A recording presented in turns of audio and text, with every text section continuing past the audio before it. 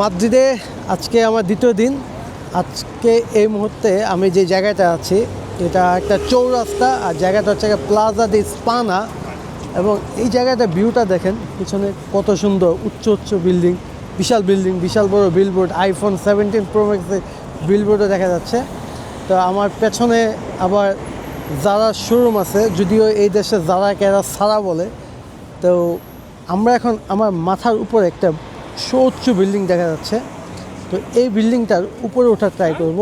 এই বিল্ডিংটার একেবারে নাকি টপে যাওয়া যায়। আই হোপ আমি এখান থেকে অলরেডি টপে মানুষ দেখতেছি, জাস্ট গ্লাস থেকে একেবারে নিচে রোডটা দেখা যায়। এইরকম একটা এক্সপিরিয়েন্স নেওয়ার আমার ইচ্ছা ছিল। চায়নাতে একটা ব্রিজ আছে এরকম, যে পুরাটা গ্লাসে ব্রিজ, মানুষ ওইখানে টলটি খাওয়া যায়। তো জায়গাটা কিন্তু খুবই সুন্দর, আর মাদ্রিদ মানেই অন্যরকম। তো আজকে ঘুরবো, যে জায়গাগুলো ঘুরবো সবগুলোই আজকে দেখাবো আপনাদের। আমার সাথে মাদ্রিদে আসার পরে দেখা হয়েছে রাসেল ভাইয়ের। যদিও রাসেল ভাই যে মাদ্রিদ থাকে আমি জানতাম না। রাসেল ভাইয়ের সাথে আমার লাস্ট কথা ছিল রাসেল ভাই ইউকেতে যখন ছিল, তো সে হচ্ছে স্কটল্যান্ডে একটা ট্রিপ করছিল। তখন সে আমাদেরকে জানাইছিল যে ভাই স্কটল্যান্ডে যাওয়ার প্ল্যান আছে, গাড়ি দিয়ে যেতে পারলে খুবই মজা পাবেন, অনেক সুন্দর ভিউ দেখা যায়। তো আমি কিন্তু 5-6 মাস আগে স্কটল্যান্ড গেছিলাম, কিন্তু আমি গতকাল যখন মাদ্রিদে আসছি এইসব পোস্ট দিলাম, হঠাৎ করে রাসেল ভাই আমাকে নক দিয়ে বলে যে ভাই আমি তো মাদ্রিদ। তো আমি পুরো অবাক, কারণ আমি কিন্তু কোনো প্ল্যান নিয়ে আসি নাই যে আমি একাই ঘুরবো, ওইরকম একটা প্ল্যান ছিল। পরে রাসেল ভাইয়ের সাথে দেখা হয়ে গেছে। তো এখন আমরা দেখি বিল্ডিংটার ভিতরে ঢোকার ট্রাই করব। এই হচ্ছে 360 রুফটপ বার। তো এটার উপরে একেবারে গিয়ে পুরো স্পেনের মাদ্রিদটা 360 ভিউতে দেখা যাবে। তো একটা অ্যামাজিং এক্সপিরিয়েন্স হতে যাচ্ছে। তো আমরা আস্তে করে এখন পড়বো, টিকিট নিতে হবে। তো আমরা এখন ভেতরে যাওয়ার ট্রাই করতেছি। আমরা অলরেডি 27 তলার উপরে আছি। আস্তে আস্তে আমরা উপরের পয়েন্টটাতে যাচ্ছি, যে জায়গা থেকে মূলত স্কাই ভিউটা দেখা যায়। তো আমাদের সাথে আরও অনেক দর্শনার্থীরাও আছে, যে তারাও ব্যাপারটা এনজয় করতেছে। এবং এটা স্পেনের মাদ্রিদে খুবই পপুলার একটা জায়গা হয়ে দাঁড়াইছে। সবাই এসে একেবারে একটা রুফটপ ভিউ দেখে, অ্যামাজিং ভিউ। এখান থেকে যদি একটু দেখায়, এই জায়গা থেকে দেখেন ভিউটা, পুরো স্পেন সিটিটা দেখা যাচ্ছে। তো আমাদের এখন টিকিট শো করতে হবে। যদি টিকিটটা বলি, আমাদের টিকিটের প্রাইস 10 ইউরো দুইজনের জন্য। আমরা এখন টিকিটটা শো করে এখন ভেতরে যাব। হচ্ছে টিকিটের লাইন।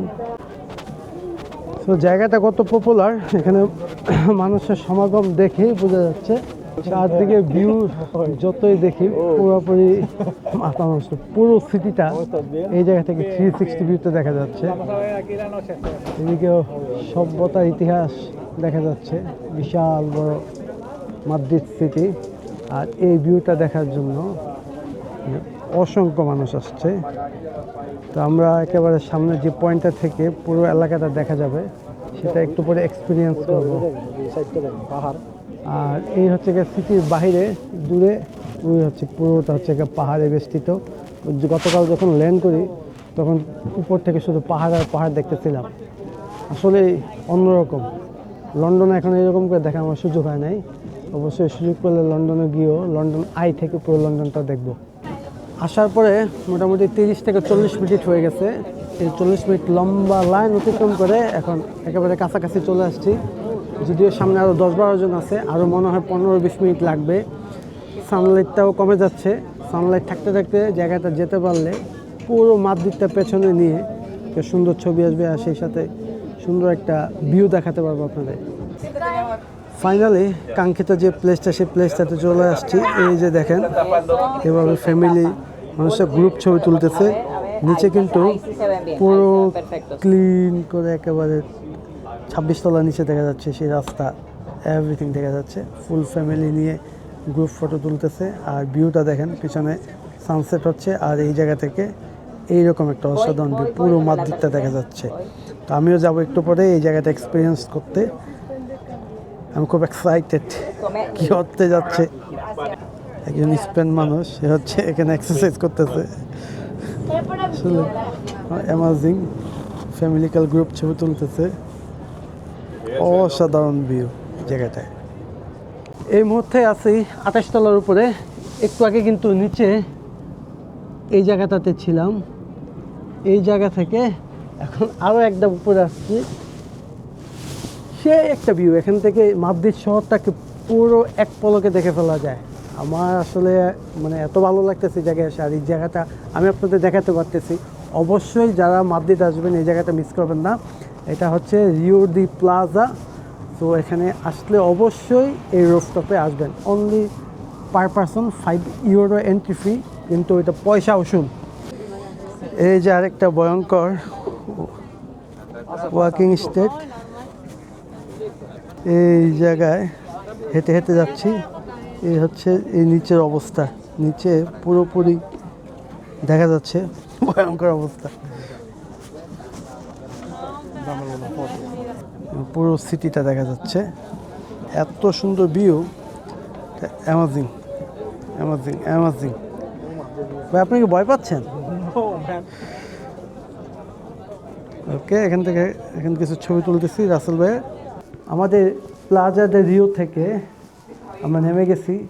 অ্যামাজিং একটা এক্সপিরিয়েন্স ছিল। আর এখন সূর্যটা ঠিক ডুবে যাচ্ছে। এখন একটা গোল্ডেন আওয়ারের টাইম। আমরা যে হোটেলে এক্সিট পয়েন্টে বের হচ্ছি। এক্সিট পয়েন্টটা কিন্তু আরও অনেক সুন্দর দেখতে, যদি আপনাদের দেখাতে নিয়ে যাই।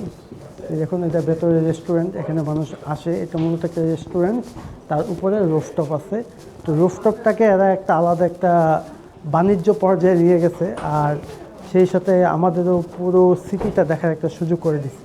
অ্যামাজিং লাগলো এই জায়গার এই বিল্ডিংটা ঘুরতে পেরে। তো অবশ্যই যারা মাদ্রিদে আসবেন এটা এক্সপিরিয়েন্স করবেন।